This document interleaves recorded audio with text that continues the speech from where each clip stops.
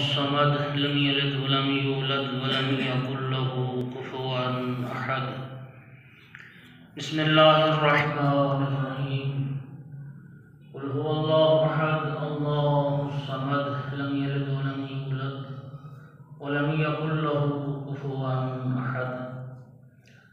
اللهم اغفر للمؤمنين والمؤمنات والمسلمين والمسلمات الأحياء منهم والأموات.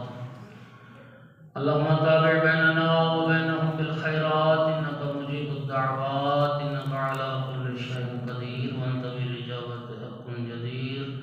اللهم صل على محمد وآل محمد صلوات اللهم صل على محمد وآل محمد.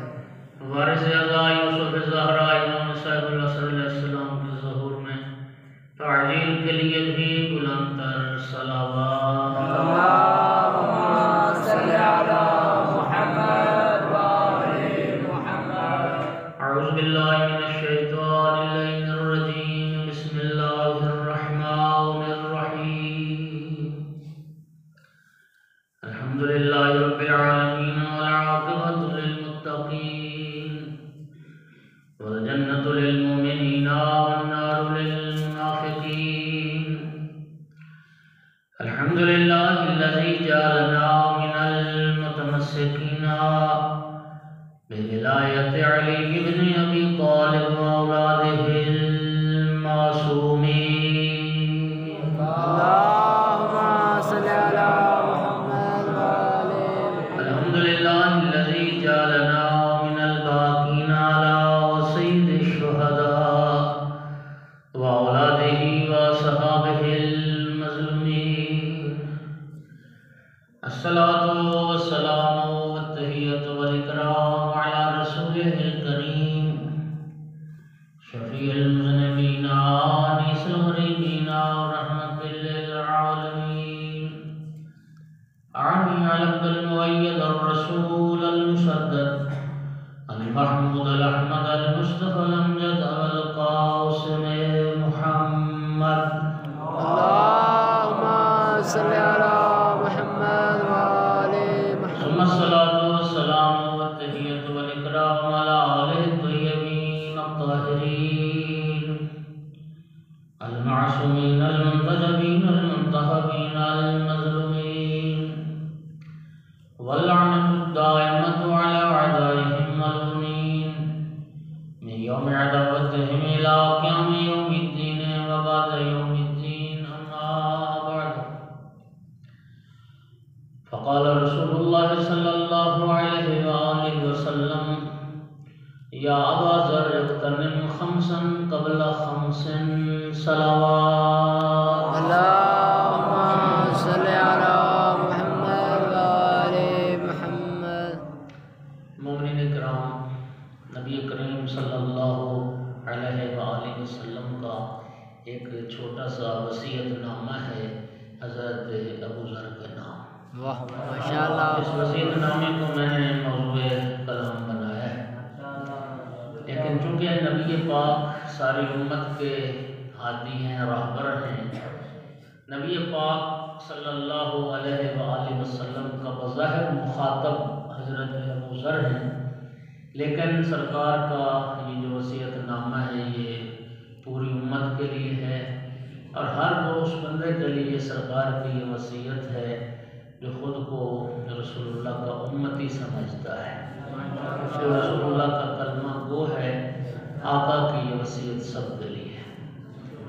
حضرت ابو ذر کے نام یہ وصیت ہے. ویسے حضرت ابو ذر کے نام ایک مفصل وصیت نامہ ہے، ماشاءاللہ. لیکن اس وقت وہ موضوع بحث نہیں ہے. ایک چھوٹا سا وصیت نامہ ہے جس میں 5 وصیتیں ہیں نبی پاک کی. واہ ماشاءاللہ ماشاءاللہ. مومنین کرام، حضرت ابو ذر رضی اللہ تعالی عنہ اب جانتے ہیں کہ یہ رسول اللہ کے ایک جلیل المرتبت صحابی ہیں. شیعہ سنی نے لکھا کہ تیسرے یا چوتھے فرد تھے جنہوں نے سرکار کا کلمہ پڑھا ہے اور اسلام کو قبول کیا ہے. ماشاءاللہ. یعنی سابقین اسلام میں سے.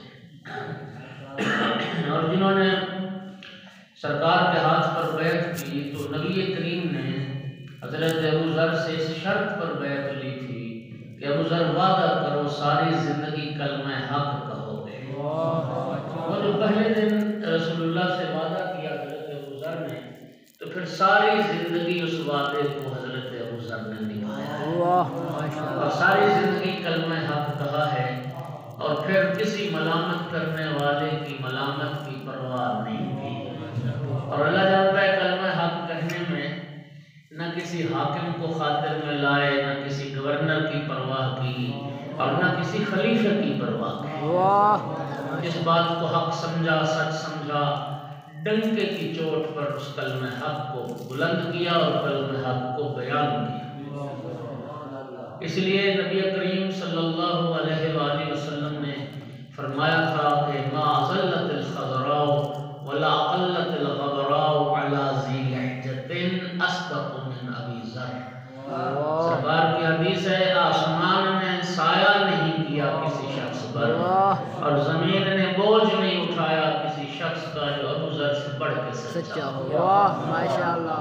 آسمان کی اس چھت کے نیچے اور زمین کے اس فرش کے اوپر سب سے کوئی بڑا سچا ہے تو وہ میرا ابو ذر ہے۔ سرکار کی حدیث کے کیا نتیجہ نکلا کہ رسول اللہ فرماتے ہیں کہ صدیق اکبر ابو ذر ہے۔ اور یاد رکھیے دو صدیق اکبر ہیں، ایک معصومین میں صدیق اکبر ہے، ایک غیر معصومین میں صدیق اکبر ہے۔ جو معصومین میں صدیق اکبر ہے وہ کون؟ سرکار کی حدیث ہے یا علی انت الصدیق الاکبر والفاروق الاعظم۔ اے علی سب سے بڑے صدیق بھی آپ ہیں اور سب سے بڑے حق و باطل کے درمیان فرق کرنے والے بھی آپ ہیں۔ تو کہ رسول اللہ کی یہ بھی حدیث ہے کہ لولا علی لما بان الحق من الباطل، علی نہ ہوتے حق کبھی باطل سے جدا نہ ہوتا۔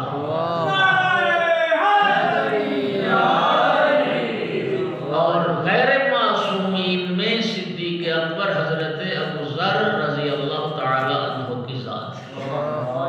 مومنین بعض احادیث مشہور ہو جاتی ہیں، جیسے کہ جناب سلمان فارسی کے بارے میں یہ حدیث مشہور ہے کہ نبی پاک نے فرمایا سلمان منا اہل البیت، سلمان میرے اہل بیت میں سے۔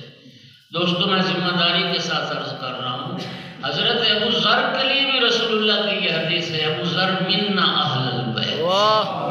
ماشاءاللہ ماشاءاللہ۔ آقا نے فرمایا ابو ذر بھی میرے اہل بیت میں سے، ابن اہل بیت میں سے قرار دیا۔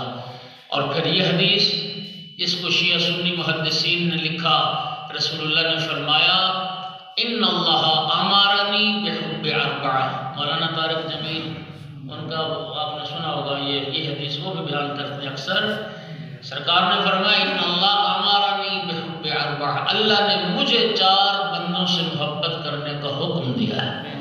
یا رسول اللہ کون سے وہ خوش نصیب ہیں اللہ جن سے محبت کرنے کا آپ کو حکم دے رہا ہے؟ تو سرکار نے فرمایا اللہ نے مجھے حکم دیا علی سے، سلمان سے، ابو ذر سے، مقداد سے۔ واہ ماشاءاللہ ماشاءاللہ۔ ایک صلوات تو پڑھ دو سارے حضرات۔ اللہم صلی علی محمد۔ اور اگلی حدیث سرکار کی ہے کہ ان الجنت لتشتاق الی اربعہ، یہی 4 شخصیات ہیں رسول اللہ فرماتے ہیں جنت جن کی مشتاق ہے، واہ ماشاءاللہ، جنت جن کی انتظار میں ہے، یہی وہ 4 ہستیاں جن میں ایک حضرت ابو ذر ہے۔ بات سمجھ آ رہی ہے؟ ماشاءاللہ۔ مولا علی علیہ السلام ایک دن حضرت ابو ذر کو یاد کر کے رو پڑے۔ صحابہ نے پوچھا یا امیر المومنین کیا ہوا، آپ رو کیوں پڑے؟ فرمایا مجھے ابو ذر کی غربت پہ رونا آتا ہے۔ جناب امیر المومنین نے فرمایا کہ کسی نے حاکم مدینہ سے کہا کہ ابو ذر بھوکا انسان ہے، بھیڑ بکریاں چرانے والا ایک چرواہا ہے، اور اس کی جرأت اتنی بڑھتی ہے کہ بڑے دربار میں آ کے خلیفہ پر تنقید اور اعتراض شروع کر دیتا ہے، تو اس کا منہ بند کرو کہ آپ لگا ہوگا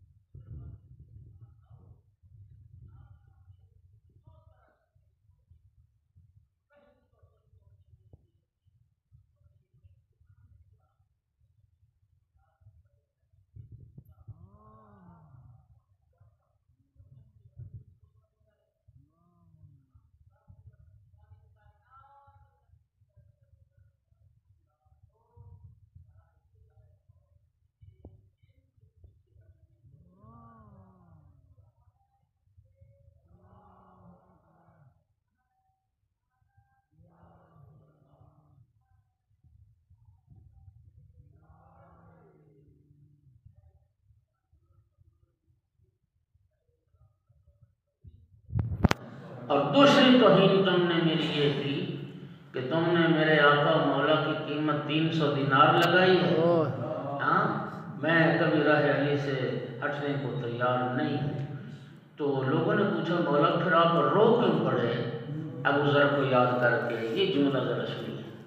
جناب امیر المومنین نے فرمایا اس رات ابو ذر نے 300 دینار سونے کا ٹھکرا دیا تھا، تیسرا دن تھا ابو ذر کے گھر فاقہ تھا۔ 3 دنوں سے ابو ذر کے بیوی بچے بھوکے تھے، ابو ذر کے گھر میں فاقہ تھا۔ غربت برداشت کی، جلا وطنی برداشت کی، فاقے برداشت کیے، لیکن مولا علی کی ولایت پر سودا بازی نہیں کی۔ راہ علی کو نہیں چھوڑا، آل محمد کے دامن کو نہیں چھوڑا۔ یہ رسول اللہ کے بہت جلیل المرتبہ تھا، اور یہ وہی صحابی ہیں حضرت ابو ذر جنہوں نے رمضہ کے جنگلات میں وفات کیا۔ 2 بار اس کو جلا وطن کیا گیا، ایک بار شام کی طرف، دوسری بار رمضہ کی طرف۔ اس حضرت ابو ذر کو رسول اللہ کا ایک وصیت نامہ ہے،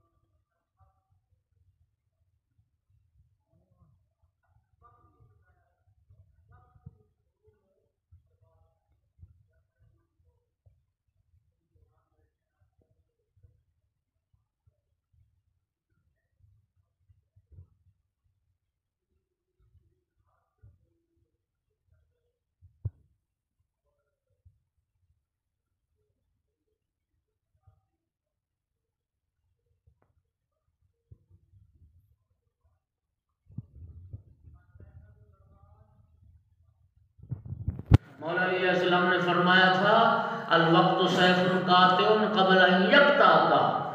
مولا علی فرماتے ہیں وقت ایک تیز دھار تلوار کی مانند ہے، تم اس تلوار کو کاٹ ڈالو قبل اس کے کہ یہ تمہیں کاٹ ڈالے۔ بے شک واہ۔ دوستو یاد رکھیے وقت انہی کو عزت دیتا ہے، وقت انہی کو عزت و عظمت کی کرسی پہ بٹھاتا ہے جو وقت کی قدر کرتے ہیں، جو وقت سے فائدہ اٹھاتے ہیں۔ ہم تو کتنا وقت برباد کر گپوں میں، کھیل کود میں۔ امام خمینی رضوان اللہ تعالیٰ علیہ کے یہ حالات میں ہے کہ زوجہ جب دسترخوان لگا رہی ہوتی تھی، اب گھر میں دسترخوان لگانا بچھانا ہمارا معاملہ عجیب ہے، علماء کی سیرت رسول اللہ آل محمد کی سیرت کے مطابق ہے۔ آپ یقین فرمائیے ہمارا یہ معاملہ عجیب ہے، ہمارے معاشرے میں بیوی بچوں کو وقت دینا ہم کہتے ہیں بڑا رن مرید ہے. نبی پاک کی حدیث سنو گے، سرکار نے فرمایا خیرکم لأہلہ وانا خیرکم لأہلی. تم میں بہترین انسان وہ ہے جو اپنے بیوی بچوں کے لیے بہترین ہے، اور میں تم سب میں سے اپنے بیوی بچوں کے لیے بہترین ہوں. بیوی کے پاس بیٹھنا، بیوی کو وقت دینا، بچوں کو وقت دینا، جانتے اس کا اجر کتنا. ذمہ داری کے ساتھ حدیث پڑھ رہا ہوں. اپنی جہالت کا علاج کرنا، مجھ پہ فتویٰ نہ لگانا. نبی کریم کی حدیث ہے جو بندہ بیوی بچوں کے پاس بیٹھتا ہے، بالخصوص بیوی کو ٹائم دیتا ہے، کیونکہ انسان معاف کرنا پیسہ کمانے کی مشین بن کے رہ گیا ہے. آج ہم سمجھتے ہیں کہ ہم صرف دنیا میں پیدا اسی لیے ہوتے، دن رات کمانے کی فکر ہے، کمائی کی فکر ہے، پیسہ کہاں سے آئے اکٹھا کرے. بیوی بچوں کو دینے کے لیے ٹائم نہیں اس زمانے میں. سرکار کی حدیث ہے بیوی کے پاس بیٹھ کے جو بندہ وقت گزارتا ہے وہ ایسے اتنا ہی اجر اور ثواب اللہ کی بارگاہ میں، جتنا رسول اللہ نے فرمایا میری مسجد، جسے مسجد نبوی کہتے ہو، اتنا مسجد نبوی میں اعتکاف بیٹھنے کا ثواب ہے. تو علماء جو تھے وہ زوجہ کے ہمراہ، بیوی بچوں کے ہمراہ کھانا کھاتے تھے. یہ سب علماء کی سیرت میں. امام خمینی بیوی کھانا لگا رہی ہوتی تھی، کھانا تو 5-7 منٹ لگ جاتے ہیں، برتن رکھے، کھانا رکھا تو وہ قرآن پاک اٹھا کے نہ پڑھنے لگ جاتے تھے. یعنی وہ جو 5-4 منٹ ہوتے تھے، 7 منٹ، وہ بھی ضائع نہیں کرتے تھے، اس کے لیے بھی وہ تلاوت میں مصروف ہو جاتے تھے. آیت اللہ طباطبائی صاحب تفسیر المیزان، ان کے بارے میں نے پڑھا کہ زوجہ دسترخوان جب لگاتی نا تو وہ مصلی ساتھ بچھا کے نوافل شروع کر دیتے. بیوی نے پوچھا کہ ظہرین کی نماز تو آپ پڑھ کے آئے ہیں اور یہ دسترخوان کے پاس پھر کون سی نماز شروع کر دیتے ہیں؟ تو فرمانے لگے کہ میں نے چاہا کہ جتنی دیر میں تم کھانا لگاؤ میں اتنی دیر میں رب کے شکرانے کے 2 نفل ادا کروں. اس طرح ایک ایران کے ایک عالم دین نے کتاب لکھی، فارسی میں وہ کتاب ہے قبل الغذا، کھانے سے 5 منٹ پہلے. یہ کتاب کا نام ہے 5 دقیقہ قبل الغذا. وہ کیا کرتے تھے کہ جب زوجہ کھانا لگا رہی ہوتی تھی نا تو وہ کتاب اٹھا کے نا لائبریری سے پڑھنا شروع کر دیتے تھے، اور پھر جو بات اچھی آتی تھی نا اس پہ نشان لگاتے جاتے تھے. وہ جو نشان لگاتے کچھ عرصے کے بعد جن باتوں کو اس نے نشان لگائے تھے وہ پوری کتاب بن گیا. پھر اس نے وہ کتاب چھپوائی اور اسی کتاب کا نام رکھا 5 دقیقے قبل الغذا. کہتے یہ ساری کتاب میری صرف ان 5 منٹ کے مطالعے کا نتیجہ ہے جو کھانے سے پہلے میں 5 منٹ کتاب پڑھ لیتا. بات سمجھ آ رہی ہے؟ دوستو لوگ وقت سے فائدہ اٹھاتے ہیں. حضرت نبی کریم صلی اللہ علیہ وآلہ وسلم نے بھی یہی فرمایا، جوانوں وہ دوستو وقت کی قدر کرو، یہ فرصت ہمیشہ نہیں رہتی. آج میں اللہ جانتے میں اپنی ذات کی بات کرتا ہوں. جوانوں ذرا سمجھیے، میں یقین کریں اب سوچتا ہوں اب باپ کا سایہ نہ رہا، بچے جوان ہو گئے، ذمہ داریاں بڑھ گئیں. جب لڑکپن میں تھے، مدرسے میں تھے، کتنا وقت سو کے ضائع کر دیا، کتنا وقت کھیل میں ضائع کر دیا. ہاں جی، کاش اس وقت کوئی تفسیر پڑھ لیتے، کوئی حدیث پڑھ لیتے، کوئی ہنر سیکھ لیتے، کوئی خطاطی سیکھ لیتے، کوئی یہ بجلی کا کام سیکھ لیتے، پلمبر کا کام سیکھ لیتے. کتنا وقت تھا یار، کتنے کام سیکھ سکتا تھا بندہ، کتنے ہنر سیکھ سکتا تھا. اب بڑھاپے کو پہنچ کے حسرتیں کاش کاش کاش کاش. اور خدا کے لیے اگر اللہ نے تمہیں فرصت دی ہے، ابھی کوئی ایسی ذمہ داری نہیں ہے تو اس فرصت سے فائدہ اٹھاؤ. کتنے کورس ہیں، کوئی لینگویج کورس، کوئی ہنر سیکھ لو. اپنے تعلیم کے ساتھ ساتھ اپنی مثبت سرگرمیوں میں وقت صرف کرو. صلوات پڑھو سارے بولو اللہم صلی علی محمد و آل محمد. گھبرا تو نہیں رہے؟ ماشاءاللہ ماشاءاللہ. دوسرا نبی پاک نے فرمایا میری وصیت یہ ہے، اغتنم صحتک قبل مرضک، صحت کو بیماری سے پہلے غنیمت سمجھ. اس صحت سے فائدہ اٹھا، بھرپور فائدہ اٹھا. یقین فرمائیے زندگی کی ساری رونقیں پھیکی پڑ جاتی ہیں جب بندہ بیمار ہو جاتا ہے. ایسا ہے یا نہیں؟ اس لیے تو کہتے ہیں نا کہ تندرستی ہزار نعمت ہے. تندرستی مولا علی علیہ السلام کا ارشاد گرامی ہے کہ صحت کی قدر و قیمت کسی بھی بیمار سے پوچھو، بیمار سے. اور صحت بھی ہمیشہ نہیں رہتی. پاکستان میں تو اب اللہ معاف کرے صحت کا گراف بہت نیچے آ گیا ہے نا. اب تو کوئی صحیح سالم بندہ تو کوئی وہ کیا کہتے ہیں پنجابی میں ٹاواں ہی ملتا ہے، شاذ و نادر ہی ملتا ہے. ہاں جی، بندے تو دوائیوں پہ لگے ہوئے ہیں بھائی. ہر بندے کے جیب میں گولیاں ہوتی ہیں، کیپسول ہوتے ہیں، دوائیاں ہوتی ہیں جو کھا کے جی رہا. میں دوست عرض کروں گھبراتا نہیں ہے. ماشاءاللہ ماشاءاللہ. میں ایک جگہ نا نماز مغربین کا وقت تھا تو جماعت تھی تو میں بھی اس میں شامل ہوا. لاہور کے قریب ایک جگہ ہے تو وہاں پہ یقین کرنا میں سچ کہہ رہا ہوں 2 صفیں تھیں. ان میں 1.5 صف تھی جو کرسیوں پہ بیٹھ کے نماز پڑھ رہے تھے اور بس آدھی صف تھی جو کھڑے ہو کے پڑھ رہے تھے. اب کیا مطلب؟ کرسیوں پہ کوئی شوق سے تھوڑی بیٹھ کے پڑھتا ہے. کرسی پہ بیٹھ کے پڑھنے کا مطلب یہ تھا کہ اکثر بیمار لوگ تھے، کسی کو گھٹنے کی تکلیف، کسی کو کمر کی تکلیف، جو تشہد میں نہیں بیٹھ سکتے، کوئی سجدہ نہیں کر سکتے. تو بیماریاں بڑھتی جا رہی ہیں. نبی پاک فرماتے ہیں اپنی صحت کو بھی غنیمت سمجھو، اپنی صحت کو برباد نہ کرو. صحت کو برباد کرنا بھی اسی طرح حرام ہے جس طرح اپنی جان کو ختم کرنا حرام. اپنی صحت کو برباد نہ کرو، اپنی صحت کی قدر کرو. کرسیوں پہ نماز تعداد بڑھتی جا رہی ہے. اب ایمان سے بتائیں کہاں وہ نماز جو مکمل ارکان کے ساتھ، رکوع کے ساتھ 7 اعضاء زمین پر لگا کے سجدہ کرنا، اور کہاں پھر کرسی پہ بیٹھ کے بس سجدے کے لیے اشارہ کرنا. بات سمجھ آئی؟ بے شک ماشاءاللہ. یہ اس رب کریم کا کرم ہے. یہ اس کریم کا کرم ہے جو کہتا ہے کہ تو کھڑے ہو کے نہیں پڑھ سکتا، چلو بیٹھ کے پڑھ لے. بیٹھ کے نہیں پڑھ سکتا تو لیٹ کے پڑھ لے. لیٹ نہیں سکتا اشارہ ہی کر دے. یہ کرم ہے. لیکن یاد رکھیے نماز تو وہ ناقص ہے.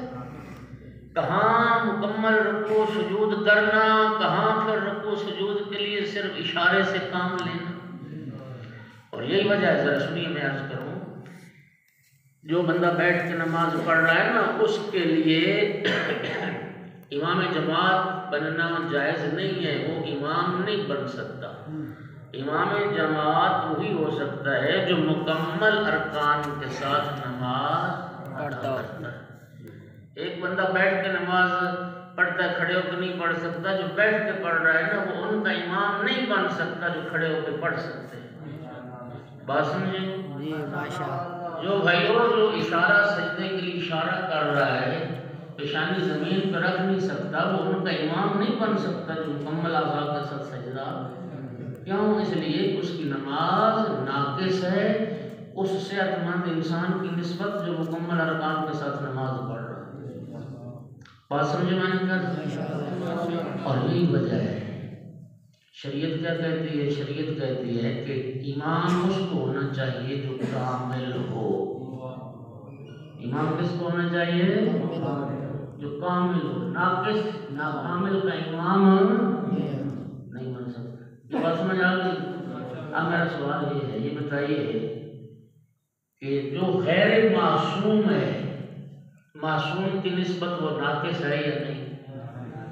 معصوم کامل ہے، غیر معصوم ناقص ہے. ٹھیک ہے.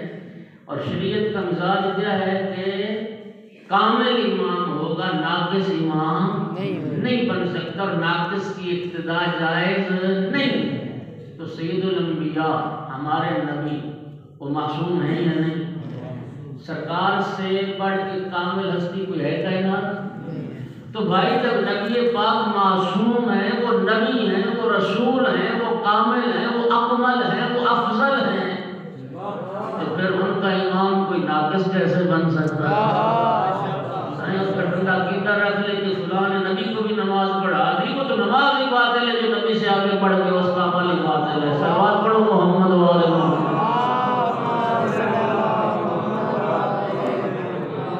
سورہ مبارکہ حجرات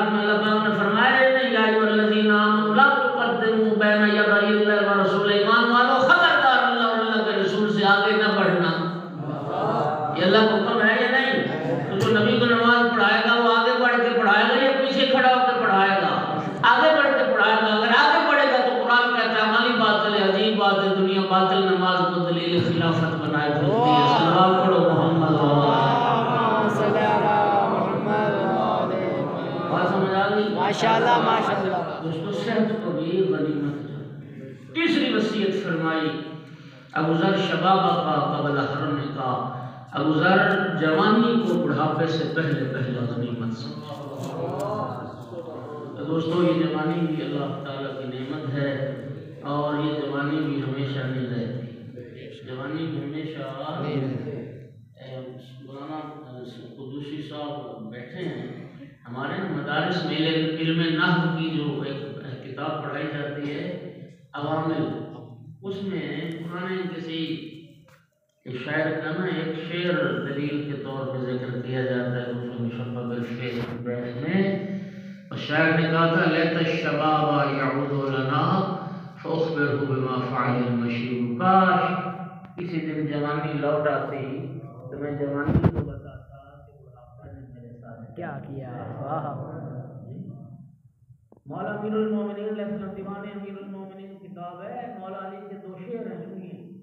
مولا امیر کی نگاہ میں جوانی کتنی قیمتی ہے. فرماتے ہیں کہ شیان لو بقت الدماع علیہما عینان حتی توزنا بذہابی لم یبلغ المعشار من حقہما فقد الشباب و فرقت الاحباب. مولا علی فرماتے ہیں دو چیزیں ایسی ہیں جن پہ میری آنکھیں اتنا روئیں کہ رو رو کے میری بینائی ختم ہو جائے. ان دو چیزوں کا عشر عشیر حق ادا نہیں ہو سکتا. میں رو رو کے نابینا ہو جاؤں ان دو چیزوں کا حق ادا نہیں ہو سکتا. مولا کون سی دو چیزیں؟ فرماتے ہیں فقد الشباب و فرقت الاحباب.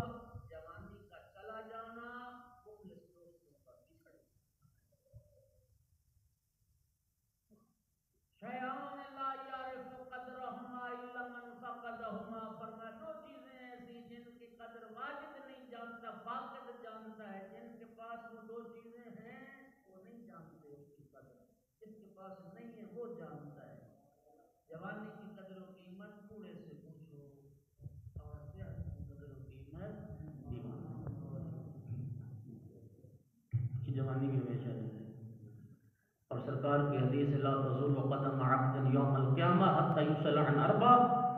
قیامت کا جب دن آئے گا نا حشر بپا ہوگا، محشر بپا ہوگا، مردے قبروں سے اٹھیں گے. رسول اللہ نے فرمایا کوئی بندہ قدموں کو حرکت نہیں دے سکے گا جب تک 4 سوالوں کا جواب نہ دے. پہلا سوال ان عمرہ فیما افناہ. زندگی کے بارے سوال ہوگا. ساری زندگی، کسی کی 60 سال، کسی کی 70 سال، اللہ پاک پوچھے گا کہاں فنا کر کے آئے ہو یہ زندگی. یہ زندگی اللہ کی نعمت ہے. زندگی کہاں گزار کے آئے ہو یہ سوال ہوگا. دوسرا سوال ہوگا ان شبابہ فیما ابلاہ. جوانی کہاں گزار کے آئے ہو. حالانکہ اسی زندگی کا ایک حصہ ہے جوانی، لیکن جوانی کا الگ سے سوال ہونا ہے کہ جوانی کو بڑھاپے میں کیسے بدلا. جوانی اللہ کی نعمت ہے، بہت بڑی نعمت، اور یہ بھی سدا جوانی نہیں رہتی دوستو. اور یاد رکھو انسان کی زندگی کا اہم ترین حصہ جوانی ہے.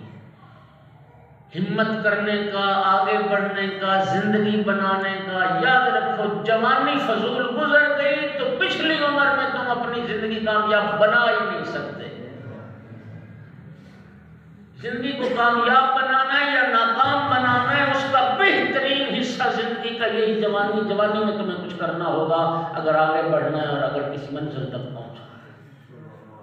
اور دنیا کے جتنے کام ہیں نا دوستو، ساری زندگی دنیا کے کاموں کا لطف مزہ جوانی میں ہے. غلط کام ہے نہیں. یہ لوگ دور دور کھانا کھانے جاتے ہیں. اچھا کھانے کی رغبت جوانی میں ہوتی ہے. بولو ذرا. لوگ اسپیشل کجرا والے چڑے کھانے جاتے ہیں، لاہور فلانا کھانا کھانے جاتے ہیں. پھجے کے پائے فلاں کا جناب وہ کڑھائی، فلاں کا بریانی، فلاں کی. لوگ دور دور سے جاتے ہیں کھانا کھانے، اور وہ جاتے ہیں ان میں بوڑھا کوئی نہیں ہوتا، سب جوان ہوتا ہے. بڑھاپے میں تو پھر وہی پرہیزیں شروع ہو جاتی ہیں، پھر یہ کھانا ہے، یہ نہیں کھانا، یہ کھانا، یہ نہیں کھانا. اچھا کھانے کی رغبت جوانی میں اچھا پہننے کا، سوٹنگ کا شوق بھی جوانی میں ہوتا ہے. بولو بے شک. بڑھاپے میں تو بندہ دھوتی بنیان سے گزارا کر لیتا تھا. وہ روایت آپ نے سنی ہوئی نا کہ مولا علی علیہ السلام کمبر ساتھ تھے تو بازار گئے تو لباس خریدے. ایک 5 درہم کا پیراہن، ایک 3 درہم کا. اور جو 5 درہم کا کرتا تھا مولا میر علیہ السلام نے وہ کمبر کو عطا کیا. جو 3 درہم والا تھا وہ اپنے لیے رکھا. کمبر نے عرض کیا آپ آقا ہیں، سردار ہیں، مالک ہیں، میں تو نوکر ہوں، غلام ہوں. جو اچھا لباس ہے مولا آپ سے بےتن فرمائیں، ذرا قیمتی، اور جو معمولی قیمت والا ہے وہ میں پہن لیتا ہوں. خدا کی قسم ایسا جواب دیا میرے مولا امیر المومنین نے، کمبر کے احساس غلامی کو ختم کر دیا اور فرمایا کمبر تو جوان ہے، میں ضعیف ہوں. جوان کو اچھا لباس زیب دیتا ہے، جوان کو قیمتی لباس دیتا ہے. اچھا پہننے کی خواہش کی جوانی میں ہوتی ہے دوستو، آگے بڑھنے کا ٹائم کی جوانی کا ہوتا ہے. اور اگلی بات سنو، اللہ کی عبادت کا لطف بھی جوانی ہے. آپ حیران ہو جائیں گے، جوان عبادت گزار پر اللہ بزم میں ملائکہ میں فخر و مباحات کرتا ہے. اللہ فرماتا ہے میرے اس جوان عبادت گزار بندے کو دیکھو، اپنا نرم گرم بستر چھوڑ کے کس طرح میری بارگاہ میں حاضر ہے. آپ حیران ہو جائیں گے. میں حدیث سناؤں گا، ایک جوان عبادت گزار ایک بوڑھے عبادت گزار پر کتنی فضیلت رکھتے ہیں. چونکہ جوان کی نیند بھی جوان ہوتی ہے نا، غالب ہوتی ہے. بوڑھا ہو گیا انسان، اب نیند آتی نہیں، کھانستا ہے تو کہتا ہے چلو مصلی پہ ہی چلے جائیں، تو پھر کیا لطف آیا.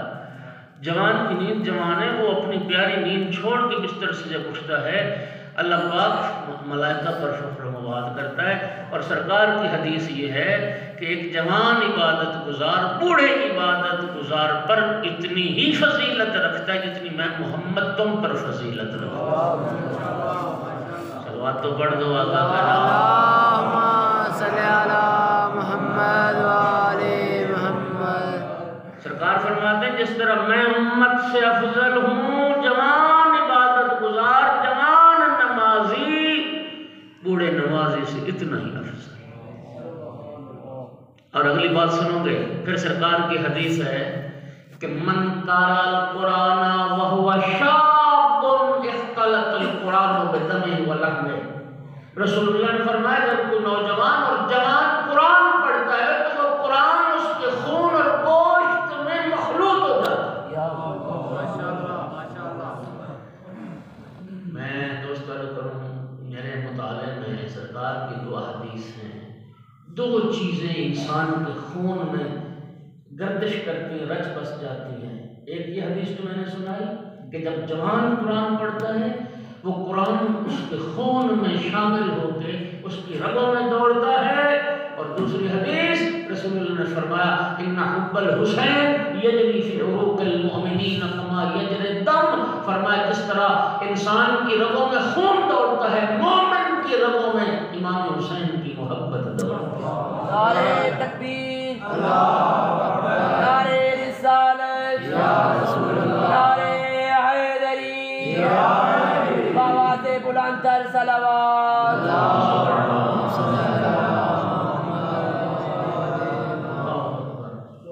جس طرح انسان کے رگوں میں خون گردش کرتا ہے، مومن کی رگوں میں امام حسین علیہ السلام کی محبت گردش کرتا ہے. جوان جب قرآن پڑھتا ہے تو قرآن اس کے خون میں گردش کرتا ہے. یہ نبی پاک کی حدیث. تلاوت قرآن کا بھی اہم حصہ لطف و جوانی ہے. اور جوان زیادہ حق کو قبول کرتا ہے. جوان کا جذبہ جوان ہوتا ہے. نبی پاک کی حدیث ہے کہ عرب کو افیدتاً، جوان کا دل زیادہ نرم ہوتا ہے، بوڑھے کی نسبت زیادہ رقیق ہوتا ہے. حتیٰ میں آپ کو قرآن سے مثال دیتا ہوں. حضرت یعقوب کی اولاد برادران یوسف، جب غلطی کا احساس ہو گیا نا تو حضرت یعقوب علیہ السلام کے پاس آئے اور یہ آ کے کہا یا ابانا استغفر لنا، ابا جان ہمارے لیے رب سے معافی مانگ لیجئے، مغفرت کی دعا کیجئے.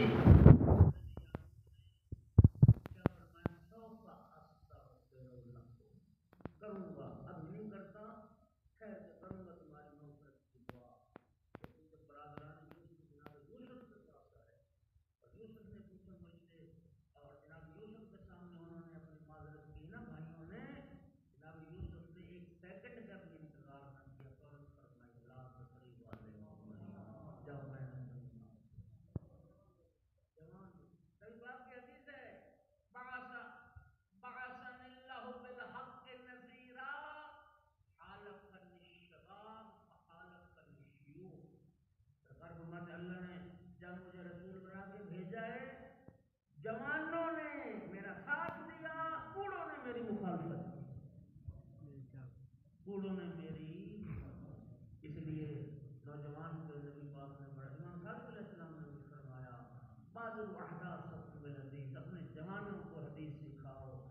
ایک حدیث میں فرمایا کہ اپنے جوانوں کو حدیث سکھاؤ قبل ان یسبق الیہم المرجع، کہیں بے دین لوگوں کے نظریات افکار جوانوں پر غالب نہ آ جائیں. مرجع کے افکار، بے دینوں کے افکار جوانوں پر غالب نہ آ جائیں. یہ جوانی اللہ کی نعمت ہے. جوانی کے بارے میں سوال ہونا ہے، خوش نصیب ہوگا وہ جوان جو اللہ کی بارگاہ میں یہ عرض کرے گا مالک تیری اطاعت میں، تیری بندگی میں، محمد و آل محمد کی فرما برداری میں، مظلوم کربلا کی رضاداری میں، ماں باپ کے حقوق، ذوی الحقوق کتنے لوگ تھے، رشتہ دار، عزیز و اقارب، بندگان خدا کے حقوق ادا کرنے میں مالک زندگی گزر گئی، رزق حلال کمانے میں زندگی گزر گئی. ہاں جی خوش نصیب ہوئے وہ لوگ، وہ جوان جو رب کی بارگاہ میں نہیں ہے. اور دوسرا سارے کاموں کا مطلب جوانی ہے نا. جوانوں توبہ کر دو کی جوانی، در جوانی توبہ کر دن شیوائے. نبی پاک صلی اللہ علیہ وآلہ وسلم نے فرمایا ما من شیء احب الی اللہ من شاب تائب. اللہ رب العزت کو سب سے زیادہ محبوب ہے وہ جوان جو جوانی میں توبہ کرے، جو جوانی میں توبہ کرے. دوسروں حضرت بزرگ یہی وصیت فرما رہے رسول اللہ کہ اپنی جوانی کو بھی غنیمت سمجھو بڑھاپے سے پہلے. بڑھاپے میں سوائے حسرتوں کے اور کچھ نہیں ہوتا. جوانی ہی وہ ہوتی ہے جس میں انسان کچھ کر سکتا ہے اور آگے بڑھ سکتا ہے. اس جوانی کا سوال ہونا ہے. تیسرا سوال کرنا مال ہی، مال کے بارے ہوگا انسان سے. دو سوال ہونے مال کے بارے، من این اکتسبہ وفیما انفقہ. مال کے بارے دو سوال یہ ہونے کمایا کہاں سے اور خرچ کہاں سے. یاد رکھنا مسلمان اور کلمہ کو ہونے کی حیثیت سے انسان نہ کمانے میں آزاد ہے نہ خرچ کرنے میں آزاد ہے. شریعت اسلام دین نہ تمہیں حرام کمانے کی اجازت دیتا ہے نہ اپنی حلال کمائی کو حرام پر خرچ کرنے کی اجازت دیتا ہے. اسلام کہتا ہے انسان کا مقصد بھی حلال ہو، کمائی کا ذریعہ بھی حلال ہو اور مصرف بھی حلال ہو. جہاں تو اپنی کمائی پیسہ خرچ کر رہا ہے وہ بھی حلال ہو. حرام پہ نہ تو خرچ کر سکتا ہے نہ حرام کما سکتا ہے. رزق حلال، رزق حلال. نبی پاک کی خدمت میں ایک بندہ آیا، یا رسول اللہ مجھے اسم اعظم تعلیم کرنا ہے. سرکار نے فرمایا اسم اعظم کو کیا کرنا چاہتا ہے؟ یا رسول اللہ میں چاہتا ہوں اسم اعظم کے ذریعے جو دعا مانگوں گی دعا مستجاب ہو جائے. رسول اللہ نے فرمایا غیر اللہ کی محبت دل سے نکال دے، اور غیر اللہ کی محبت دل سے نکال، لقمہ حلال کھا، پھر جس نام سے بھی اللہ کو پکارے گا وہی اسم اعظم بن جائے. اور چوتھا سوال رسول اللہ نے فرمایا میرے اہل بیت کی محبت کا ہوگا. آل رسول سے محبت بھی کرتے تھے، آل رسول کی محبت ولایت کا بھی عقیدہ رکھتے تھے. خوش نصیب ہو آل رسول سے محبت کرتے ہو. اور یہی محبت ہے آل رسول کی خوشی میں خوشی اور آل رسول کے. دوستو بس